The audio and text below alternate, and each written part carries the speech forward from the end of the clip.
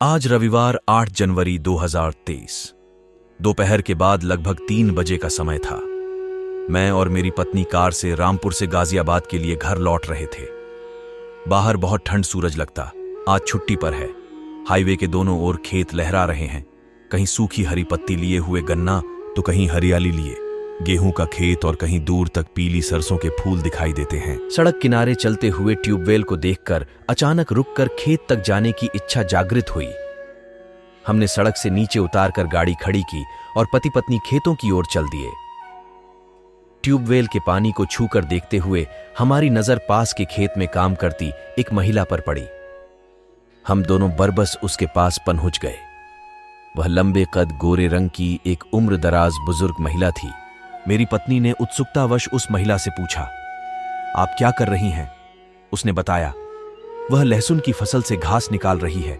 लगभग 1 हफ्ते से तबीयत खराब होने से वह खेत पर नहीं आ सकी थी, जिससे घास बड़ी हो गई है। मैंने पूछा, आप अपने खेतों में कौन कौन सी फसल बोते हैं? अचानक वह गंभीर हो गई और बोली, यह तो जाट का खेत है, मैं तो मजदूरी करती हूं। यह कहकर वह रोने लगी और उसके बाद जो आप बीती उस महिला ने सुनाई, उसे सुनकर हम दोनों अवाक रह गए। उसने कुछ दूर के खेत की ओर इशारा करते हुए कहा, वह हमारे खेत हैं, पर मैं उसमें जा भी नहीं सकती। उसने बताया, मेरे दोनों बेटे मुझे खाने को नहीं देते और मुझे मारते हैं।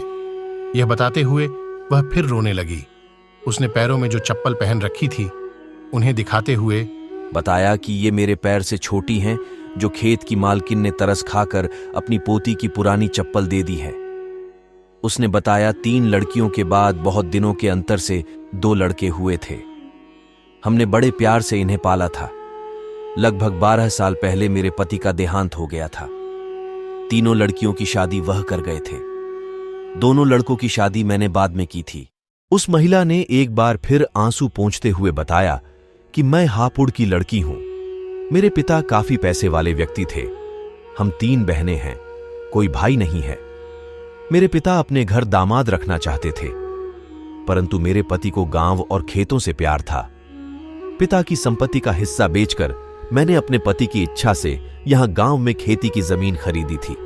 प्यार और ममता के कारण जमीन बेटों के नाम करा दी थी, ये सोचकर कि ये बुढ़ापे का सहारा बनेंगे। परंतु पति के मर जाने और बेटों की शादी होने के कुछ दिनों बाद बेटों ने तंग करना शुरू कर दिया और आए दिन मार पीट करने लगे। हापुड़ शहर में मेरे नाम एक प्लाट था। गर्दन पर दरांती रखकर वह भी अपने नाम लिखवाकर बेच दिया।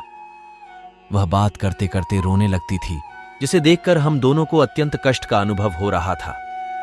मैंने पूछा, आप विधवा हैं? क्या आपको सरकारी पेंशन नहीं मिलती है? उसने बताया, पहले मिलती थी, पर 1 साल से वह भी बंद है। उसने कहा, ग्राम प्रधान बहुत अच्छे हैं, उनके साथ सोमवार को पेंशन के लिए दफ्तर जाना है। इस बुजुर्ग महिला की आप बीती सुनकर और कड़ाके की ठंड में इस उम्र में नंगे पैर काम करते देखकर दिल भर आया। खेतों के बीच आसपास कोई सुविधा नहीं होने के कारण हम चाहकर भी कोई मदद नहीं कर सकते थे। भावुक होकर मेरी पत्नी ने कहा, आप मेरे जूते पहन लो, मुझे अपनी पुरानी चप्पल दे दो, मुझे तो कार में बैठकर घर ही जाना है।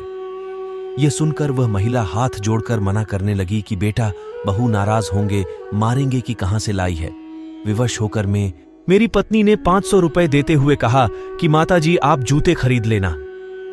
वह महिला पैसे लेने से मना करते हुए फिर रोने लगी। हम दोनों अपने आप को बेबस महसूस कर रहे थे। किसी तरह समझाते हुए, पैसे देकर, झूठा भरोसा देकर कि हौसला रखो, सब ठीक हो जाएगा। भारी मन से वापस आकर कार में बैठकर गाजियाबाद में अपने घर की ओर चल दिए। रास्ते भर और अभी तक यही सोचकर परेशान है कि शरीर का हिस्सा, खून का रिश्ता इतना खुदगर्ज क्यों हो रहा है। क्या आजकल मां बाप को अपने लाडलों पर आंख बंद कर भरोसा नहीं करना चाहिए?